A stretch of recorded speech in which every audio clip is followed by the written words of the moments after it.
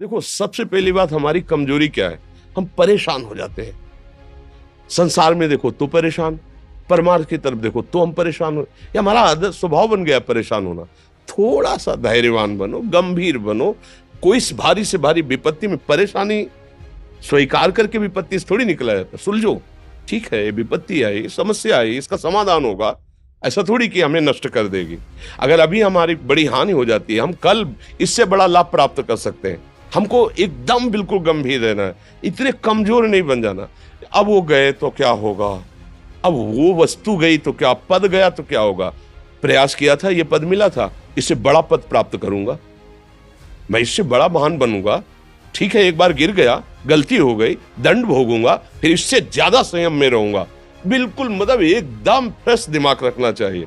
पर अपने लोग क्या है, जरा सी बात में एकदम पछड़ा कर लेते हैं, एकदम कमजोर हो जाते हैं। ये बिल्कुल ठीक नहीं है। हम जीवन भर की यात्रा की बात कह रहे हैं, भारी से भारी कष्ट में भी मुस्कुराना, तो हमें बल मिला है, हमें भगवान की कृपा का दर्शन हुआ है, हमें उनका दुलार दिखाई दिया है। अगर ऐसे तो भाग जाते, फिर परमार्थ में थोड़ी चलना होता है। आज जो आप सुन करके लाभ लेने की चेष्टा कर रहे हो ना, ये केवल प्रवचन नहीं है, ये जीवन है। अगर ये जिए ना होते ना, तो ये इसका प्रभाव नहीं पड़ता, फिर वाणी का प्रभाव नहीं पड़ता। हम इसीलिए कहते हैं, जैसे आप लोग एकदम परेशान हो जाते हैं जब बोलो, क्या हमसे ज्यादा परेशानी होगी? दोनों किडनी खराब, दवाई लाने के लिए पैसे नहीं, पानी रखा है हम उठ के पी नहीं सकते, भीषण शरीर में कष्ट, भीषण बुखार, क्योंकि किडनी फेल, जरा में बुखार, खाने को क्या, रोटी मांग के लाओ। अगर वहां सब्जी मिलती है तो लाल मिर्च ऐसी पड़ के मिलती थी कि वो पा नहीं सकते थे। आप सोचो, पानी लाना है तो मुझे लाना है, पीना है तो मुझे पीना है। अगर मैं हारता तो कहां पहुंच जाता, क्या स्थिति होती? नहीं, मरना है, पर कदम पीछे। कोई दिन ऐसा नहीं जिस दिन सेवा ना की हो, जिस दिन सेवा ना गए हो। गुरु जी की सेवा में जाना है, पहले अपने को स्वस्थ साबित करना है, नहीं वो सेवा ही नहीं लेंगे। तुम बीमार हो, तुम कष्ट में, वैसे उनकी दृष्टि परेशान थे, उनकी सेवा की, आके लेट गए। फिर हिम्मत की, अपनी श्री जी की सेवा की, मधुकरी नहीं गए, 3-3 4-4 दिन भोजन नहीं गए, पर सेवा नहीं छोड़ा, दिनचर्या नहीं छोड़ी। और उसका प्रधान कारण संयम, ब्रह्मचर्य, भगवदाश्रय, नाम जप, कभी हारने नहीं दिया। अभी भी थोड़ी देर बाद डायलिसिस शुरू होगा, हारने, आपको हारे हुए नजर आ रहे हैं। शरीर में पीड़ा है, किडनी फेल है, ऐसा तो हम स्वस्थ बैठे हैं, पीड़ा है, बार बार प्यास लगती है, थोड़ा थोड़ा पानी मिलता है, लेकिन हम आनंदित हैं, हम प्रसन्न हैं। हम लड़ाई में हारे नहीं हैं, ना हारेंगे, हम जीत चुके हैं। हम अपने मालिक के भरोसे में अपना सब बात, तो वो, ये हम अपनी बड़ाई नहीं बता रहे, हम आपको बता रहे समस्या। सोचो, तुम्हारे पास तो माँ है, भाई है, बहन है, परिवार है, कोई ना कोई तो है ना। मेरा किसी ने कभी जीवन में ध्यान भी नहीं दिया।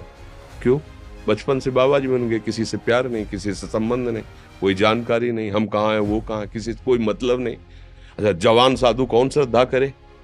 कभी गांव जाने की हिम्मत नहीं पड़ती कि रोटी मांग ले, पता नहीं लोग क्या सोचेंगे, क्या भावना कर ले। हम दरवाजे पे खड़े हैं, क्या कैसी भाव, जो हमारे सामने आकाश वृत्ति से आया यौवन अवस्था में, वही पाया, अन्यथा भूखे रह गए।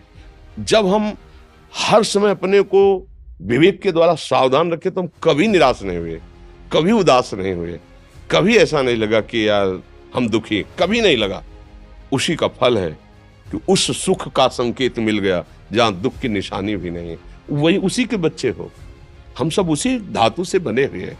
हम इतना क्यों परेशान हो जाते हैं? हम ये देखते हैं, अपने लोग थोड़ी बात बिगड़ गई परेशान, नहीं बिगड़ी तो बिगड़ जाने की संभावना में परेशान है। आज सुख है, लेकिन कल सुख छिन जाएगा, तो हम आज के सुख में सुखी ना होकर कल के दुख की आने की संभावना में हम भयभीत हो। मतलब क्या हमारी सोच रह गई? हमको इतना बलवान बनना है कि सुख और दुख दोनों हमको छू न सके। भारी से भारी सुख की व्यवस्था है तो अहंकार नहीं, हर्षित होकर किसी का अपमान न करे कि हम धनी, हम पदाधिकारी, अमुक। भारी से भारी दुख आया तो हमें किसी के सहयोग की जरूरत नहीं, हम फिर अपने कदम बढ़ाएंगे, हम फिर जुड़ी हुई अपनी भावनाओं को सजाएंगे। मस्त जीवन, एकदम तुम अविनाशी के बच्चे हो। शेर का बच्चा भेड़ों के बीच में फंसकर म्यों म्यों बोल रहा है, बस अगर दहाड़ना सीख जाए तो कोई भी उसे परास्त नहीं कर सकता। ऐसे भगवद अंश, तू प्रपंच में फंसकर अपने को इतना दीन क्यों देख रहा है? तू ऐसा है कि भगवान के दिव्यास्त्र में भी ताकत नहीं तेरे को मार सके। तू अविनाशी का अविनाशी बच्चा है। विनाशी भोगों को, विनाशी शरीर को मैं मान के इतना भयभीत, इतना दुख ठीक नहीं। ये सबके लिए, केवल एक के लिए नहीं। आप समझो, आप लोग सोचते हैं हम गृहस्थ होकर भला ऐसी स्थिति कैसे। जनक जी सुखदेव जी के गुरु हैं और राजा हैं, महल है, रानियां हैं, नौकर है, चाकर।